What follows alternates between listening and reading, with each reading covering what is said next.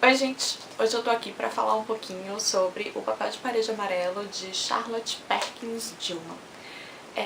Esse livro aqui ele é considerado um ícone do movimento feminista. Ele foi escrito no século XIX, mas por muito tempo ele ficou esquecido, ou ele ficou relegado a um papel de um conto meio ao estilo de Edgar Allan Poe, um conto meio de terror, assim. E só depois de um tempo é que esse conto veio ser resgatado e começou a se dar a ele a leitura feminista que a escritora intencionava desde o início, porque uma das características de Charlotte Perkins é que ela era uma grande ativista do movimento feminista da época e chegou a escrever alguns livros, inclusive, sobre a condição econômica da mulher.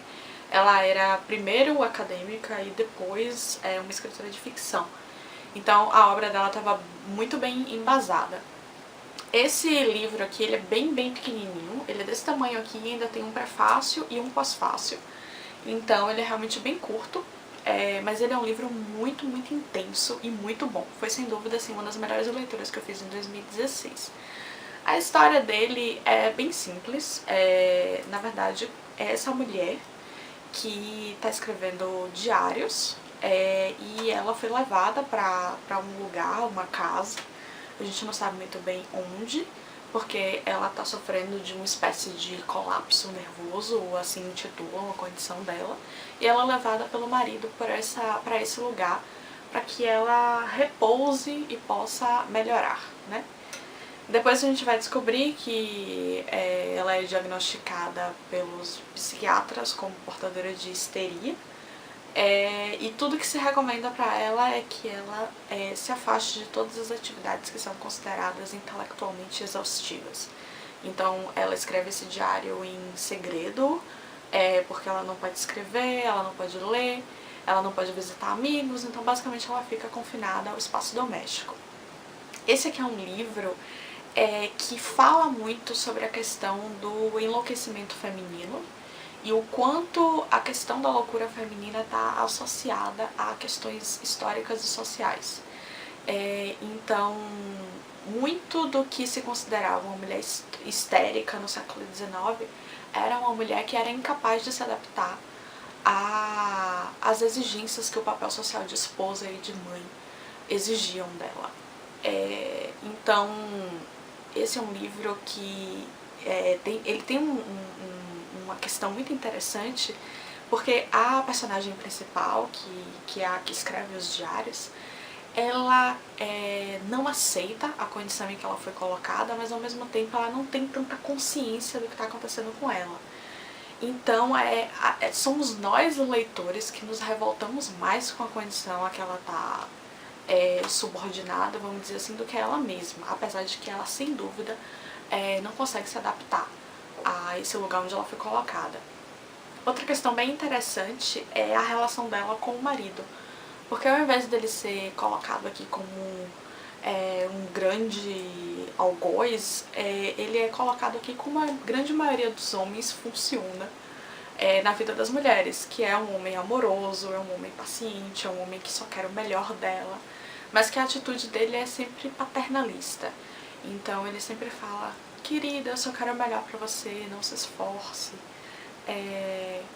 não tem problema, eu aceito você doentinha, assim, do jeito que você é. E todas essas nuances que envolvem os relacionamentos amorosos.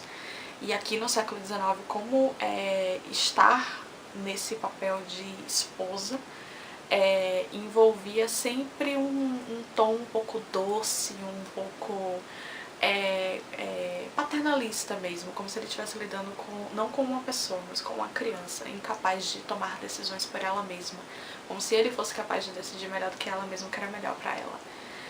Então, esse livro é muito interessante. No Leia Mulheres a gente discutiu muito ele, porque a gente pode sempre pensar no porquê de que a gente, enquanto mulher no século XXI, a gente lê um livro desse e a gente ainda se identifica com tantos dos movimentos psicológicos dessa protagonista. Então, uma coisa que a gente ficou muito conversando lá é o quanto esse amor romântico ainda aprisiona a mulher a alguns papéis sociais, o quanto o papel de esposa e de mãe ainda é tão limitador da vida da mulher em sociedade.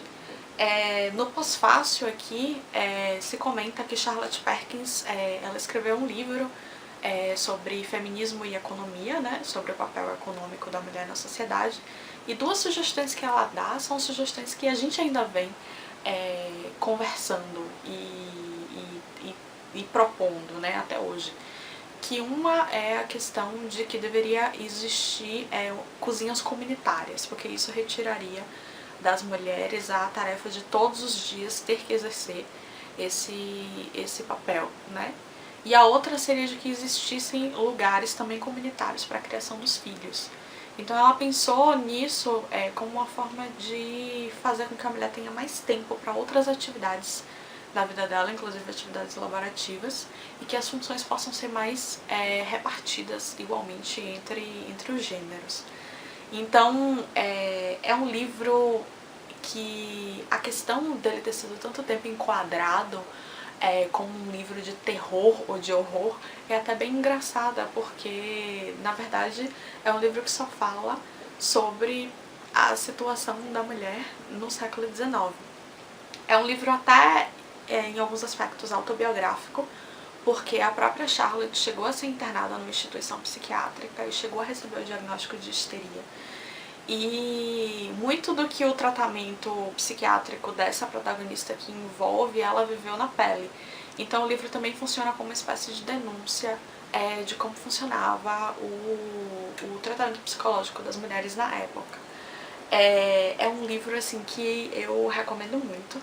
Ele é um livro muito, muito curto, muito, muito simples. A linguagem dele é muito simples, muito direta, mas que faz a gente refletir muito sobre a condição da mulher no século XIX e a condição da mulher no século XXI. Então é isso, espero que vocês tenham gostado. Um beijo e até a próxima.